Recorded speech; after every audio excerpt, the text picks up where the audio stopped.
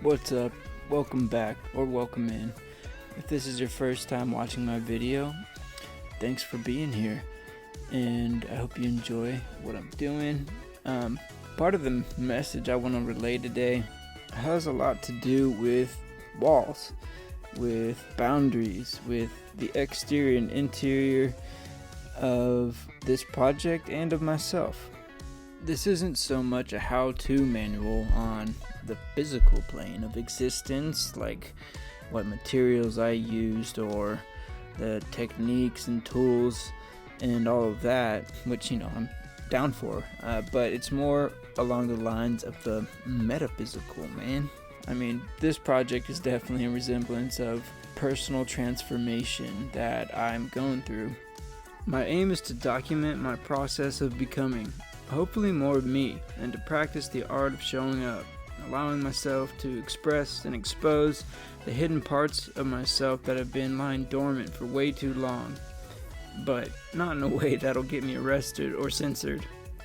And I guess the part that I'd be in now, if we were going from A to Z, would be B, since this is my second video, and it's simultaneously erecting barriers and removing barriers or blockages that have kept me stuck and stagnant and in a place and in a state of mind that I no longer wish to be in. Part of what that looks like is becoming aware of what those barriers are, right? That's step one. Carl Jung has this quote that goes, "Until you make the unconscious conscious, it'll rule your life and you'll call it fate."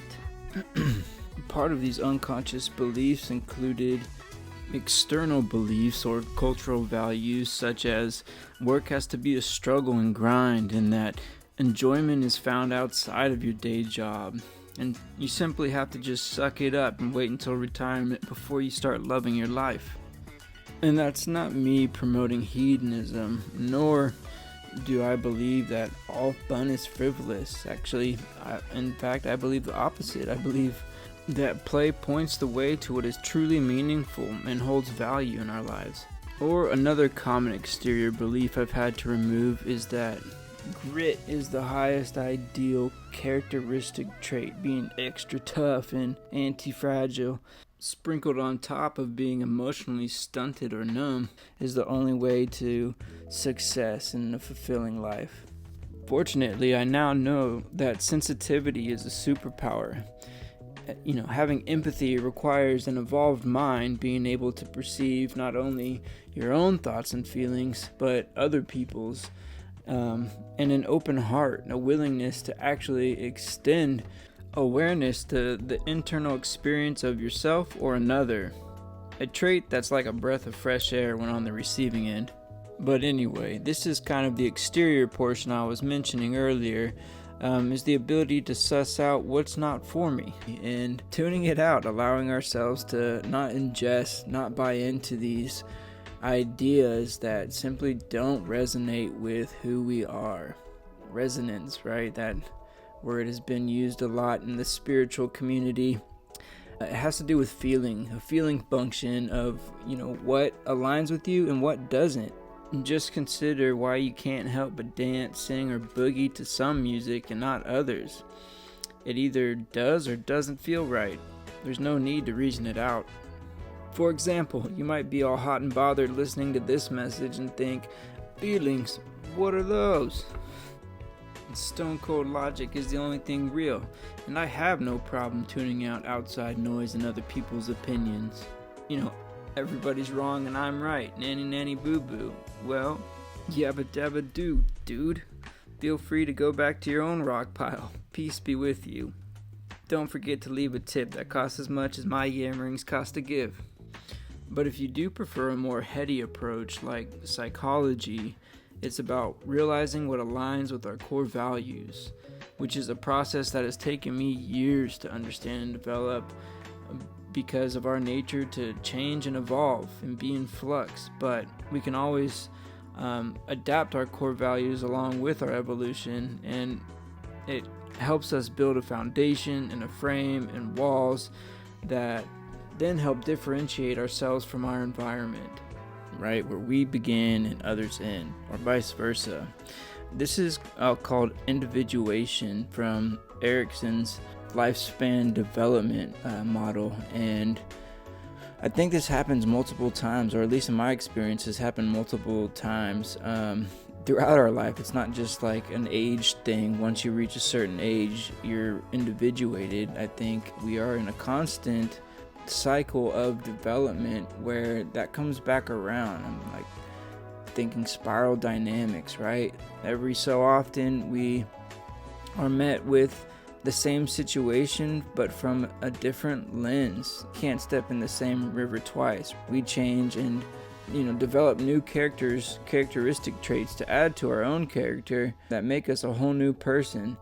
And just sticking with one single characteristic trait like grit, that can become too rigid, which I find happens to a lot of people who tend to fall on the disagreeable end of the spectrum, being way too rigid and having way too high of boundaries that nothing ever goes in or out, therefore becoming constipated with their own BS.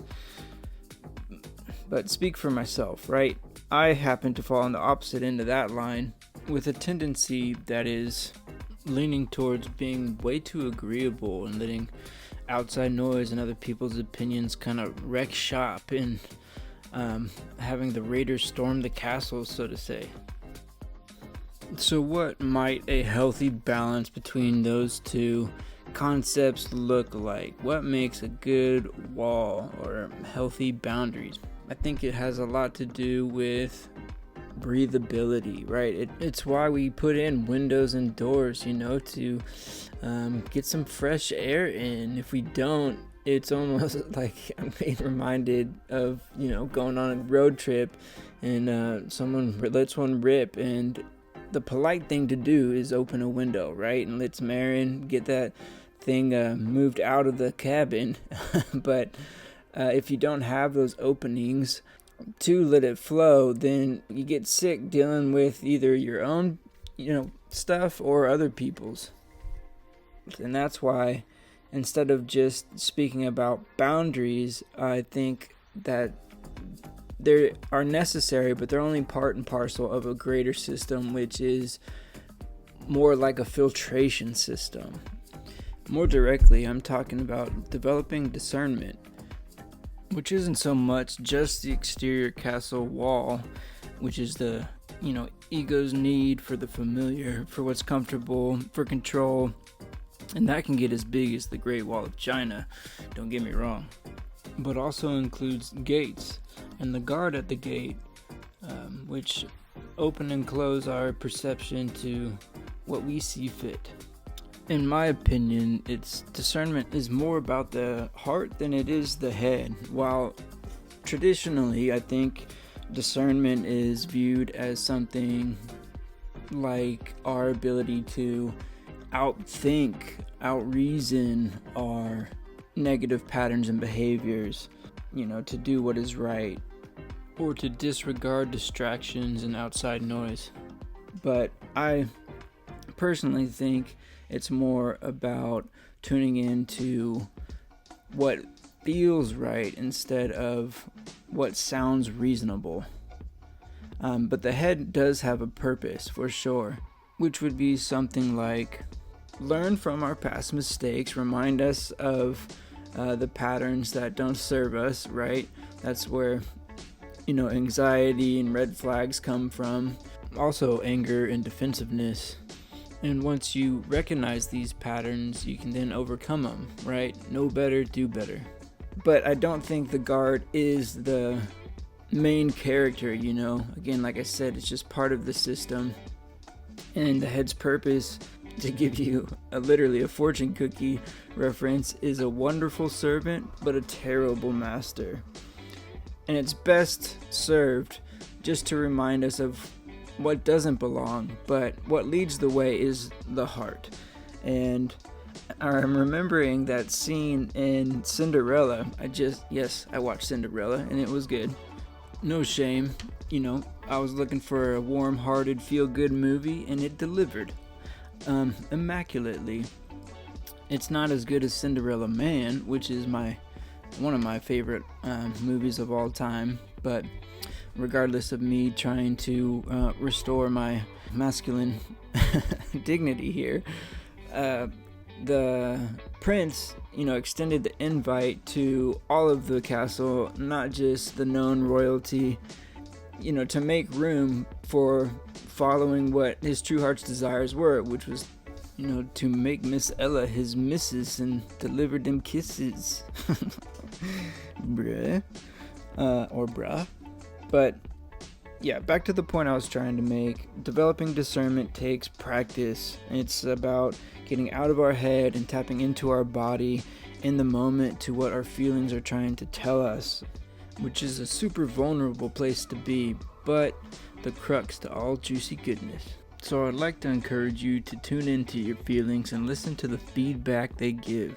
They're not something to be feared, ashamed of, or dismissed, but rather true tools that indicate our true essence. They help us build the bridge to our desires and develop the fortitude and flexibility so we can strengthen what truly serves and works for us, and then dismantling the paradigms that no longer serve our highest good. So anyway, if you made it this far, you're the real winner here. You're a real one, and I'd like to thank you again for being here, tuning in. Don't forget to like, subscribe to get more of my musings, and have a good day. Live long and prosper. May the force be with you, and I pray that your life be filled with a little bit of that magic that helps you believe in your happily ever after. I'll say, Amen. Peace.